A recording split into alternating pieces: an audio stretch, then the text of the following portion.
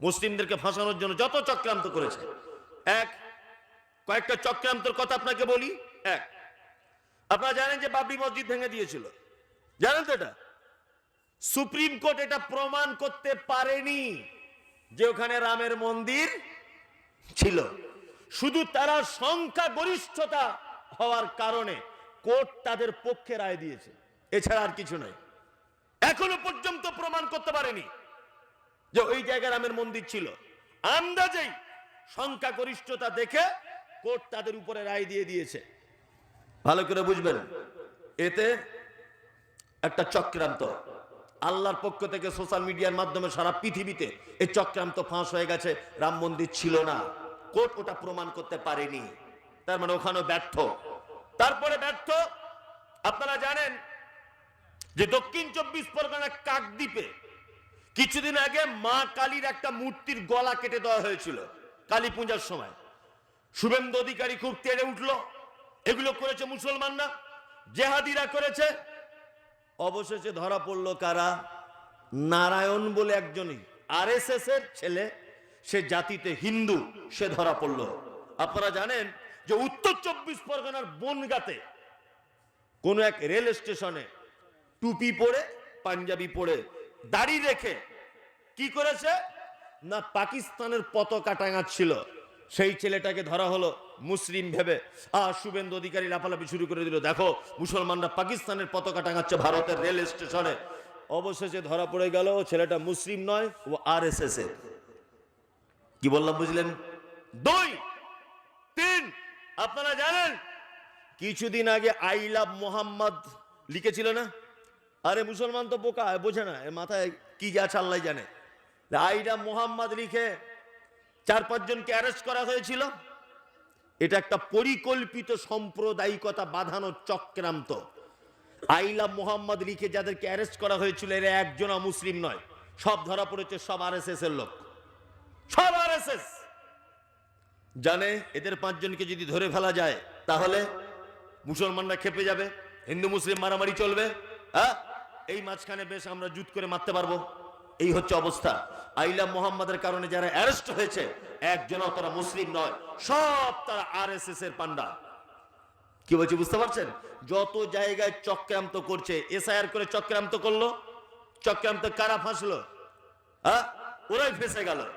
তার মানে আমাদের চক্রান্ত করলেও সব থেকে বড় চক্রান্তকারী কে? আল্লাহ। সব থেকে বড় চক্রান্তকারী আল্লাহ। আল্লাহু আকবার। নিশ্চিন্তায় থাকুন, লা তাহজান ইন্নাল্লাহা মা'ানা। আল্লাহ আমাদের সাথে আছেন, কোনো টেনশন করবেন না। সংখ্যালঘু বলে আমরা সব জায়গায় ভয়ভীত হয়ে যাব, তেমনও কোনো কথা নয়। তবে আর একটা কথা আপনাদেরকে বলে রাখি, আল্লাহ সুবহানাহু ওয়া তাআলা সফলতা পেতে গেলে, বিজয় আনতে গেলে 4টে কাজের কথা বলেছেন। 1, আল্লাহকে ভরসা রাখতে হবে সব কাজে।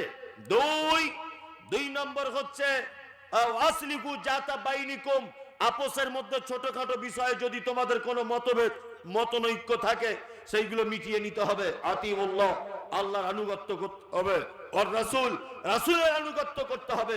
ইন কুনতুম মুমিনিন, আল্লাহ তাআলা বলছে যদি তোমরা মুমিন হও। সুবহানাল্লাহ। যদি তোমরা মুমিন যদি হয়ে যাও। তার মানে বর্তমানে আমাদের দুরবস্থার, এর থেকে বাঁচতে গেলে কয়েকটা জিনিস করতে হবে। তার মধ্যে 1, আতিউল্লাহ ওয়া রাসূল। শীতকাল 11টা বাজে, মানুষকে এখন যত ভালোই বক্তব্য রাখো আর যত ভালোই গজল শোনাও, মানুষকে ধরে রাখা যাবে না। তবে ধরে রাখা যাবে, ইদানিং অনেক বক্তা আছে যারা বেদের মেয়ে জোছনার গান টান বলে, এইরকম বক্তা টক্তা হলে তাহলে কিন্তু থাকবে লোক, কিছু লোক। কিন্তু বর্তমানে অবস্থা তো খুব খারাপ। এখন স্টেজ মানি গান গজল এগুলো বেশি চলছে।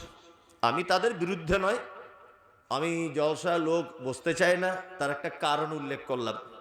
আর একটা কারণ হচ্ছে কি, জলসাতে মানুষ বসতে চায় না। মানে আমি আমার গ্রামের কথা বলছি, আমার গ্রামে একটা লোক ঈদের নামাজ পড়ে না। তা তাকে আমি জিজ্ঞাসা করছি, চাচা তুমি ঈদের নামাজ পড়তে গেলে না কেন? তো বলছে, ভাতিজা ঈদের নামাজ পড়তে যায়নি খুব বড় দুঃখের কারণে। যে কি দুঃখ? দুঃখটা বলো। তা বলছে রমজান মাসে সব বেটির বাড়িতে ফোন এসছে, আব্বা ঈদের দিনে জামা কাপড় দাও। তো সবাইকে জামা কাপড় দিয়েছি, পোতাপুতি নাতিপুতি সবাইকে দিয়েছি। ঈদের দুদিন আগে আমার স্ত্রী বলছে, তাহলে হাগো এবছর ঈদে আমাকে কিছু দেবে না নাকি? ওকেও দুটো শাড়ি জামা কাপড় দিয়েছি। তা আমি বাড়ির গার্জেন হিসাবে সবাইকে দিয়ে এলাম, তা আমিও তো কোথায় পাবো? তা আমি কোথাও পেলাম না। তা লাস্টে মনে মনে নিয়ত করলাম যে ঈদগাহে গিয়ে নামাজ পড়ার পরে একটু দোয়া করব যে আল্লাহ এত টাকা খরচা হলো, কিছু দাও তুমি। এটা ঈদগাহে গিয়ে দোয়া করব, বছরে একটা ইম্পর্টেন্ট দিন। নামাজ পড়তে যায়নি এই দুঃখে। শালা ঈদগাহে নামাজ পড়তে গিয়েও দেখছি ইমাম সাহেব খুতবার পরে ঈদগাহের জন্য চাঁদা কালেকশন করছে। তার মানে ওইখানে গিয়েও আমার চাওয়ার আর সুযোগ থাকলো না, ওইখানে হুজুররা চাইছে। তো ওই জন্য আমি আর ঈদের নামাজ পড়তে গেলাম না। তা ঘটনা হচ্ছে, এখন জলসাতে মানুষ বসতে চায় না, আসতে চায় না। গেলেই তো মাদ্রাসার জন্য টাকা চাইবে, মসজিদের জন্য টাকা চাইবে। তবে একটা কথা বলে রাখছি, শুনে রেখে দেন, এতক্ষণ যত বক্তা আলোচনা করেছেন সবারই একটাই কথা, শিক্ষা অর্জন করতে হবে। আর এই শিক্ষা যদি সমাজকে আপনি আলো দিতে চান, তাহলে দুটো জিনিস লাগবে। এক, শ্রম দিতে হবে। দুই, অর্থ দিতে হবে। অর্থ ছাড়া শিক্ষার পরিকাঠামোকে কখনো উন্নত মানের করা যাবে না। বড় আশ্চর্য হই আমরা যে সারা ভারতবর্ষে লাখ লাখ মাদ্রাসা আছে না? আছে। সরকারিভাবে 1 টাকাও সেখানে কোনো সহযোগিতা পাওয়া যায় না। এই মাদ্রাসাগুলো, এই মক্তবগুলো, এগুলো চালায় কারা? হ্যাঁ, আপনারা।